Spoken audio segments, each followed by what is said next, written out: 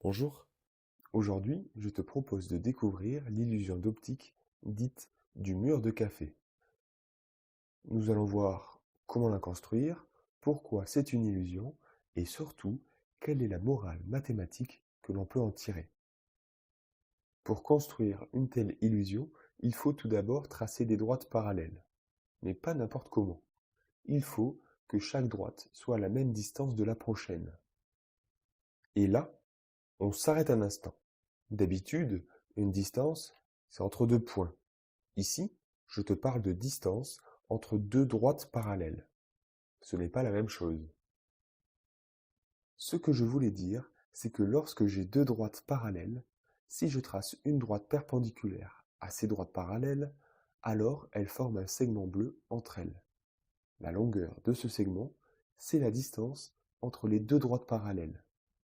Ce sera toujours la même, peu importe où je trace la droite perpendiculaire. Pour tracer nos droites parallèles, je peux donc commencer par construire deux droites parallèles en choisissant une distance, par exemple 1 cm, puis reporter cette distance sur la droite perpendiculaire pour tracer les autres, celle d'en dessous, puis celle d'au-dessus et toutes les autres. De cette manière, lorsque je regarde une des droites parallèles, elle est à la même distance de celle juste après elle, et cette distance ne change pas, peu importe la droite perpendiculaire que je choisis. Pour la suite, on va mettre ces droites en gris, comme si on les avait tracées avec le crayon à papier.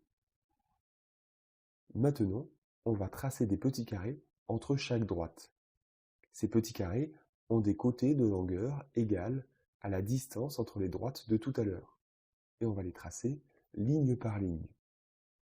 Pour la première ligne, et pour le premier carré, on n'a qu'à le mettre à gauche, et je le colorie en gris pour les côtés et en noir à l'intérieur. Puis je laisse un carré vide à droite, puis un carré plein, et je continue ainsi sur toute la ligne en alternant les carrés. Notre première ligne est maintenant remplie.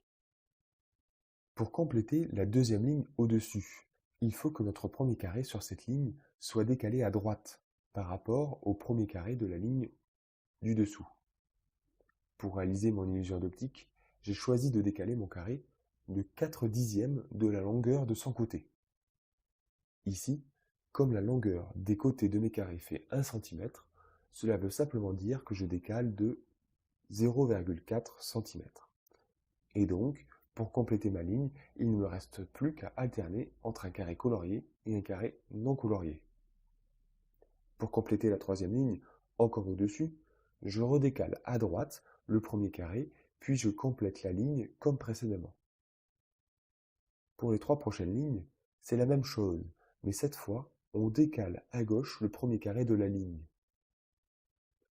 J'ai donc à la fin complété 6 lignes.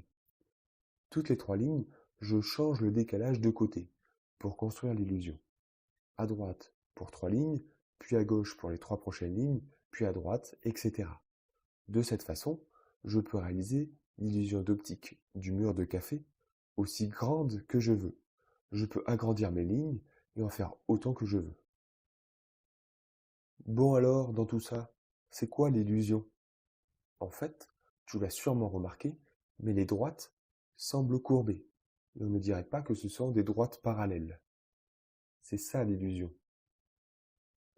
On peut d'ailleurs essayer avec d'autres couleurs. Certaines marchent mieux que d'autres. Pour conclure sur cette illusion d'optique, on pourrait dire que par nature, elle nous induit en erreur.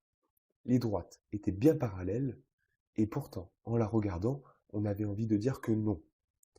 Notre vision ne nous permet pas d'être certain que ce que l'on voit est vrai ou faux. C'est pourquoi, en mathématiques, au lieu d'affirmer des choses simplement parce qu'elles nous semblent justes, simplement parce que ces choses ont une apparence qui nous semble correcte, on va plutôt privilégier un raisonnement logique avec une succession d'arguments qu'on ne peut pas contredire. Il faut donc éviter de dire c'est vrai parce que ça se voit, mais plutôt donner des arguments qui permettent de justifier ce que l'on affirme. C'est ça la morale mathématique de l'illusion d'optique.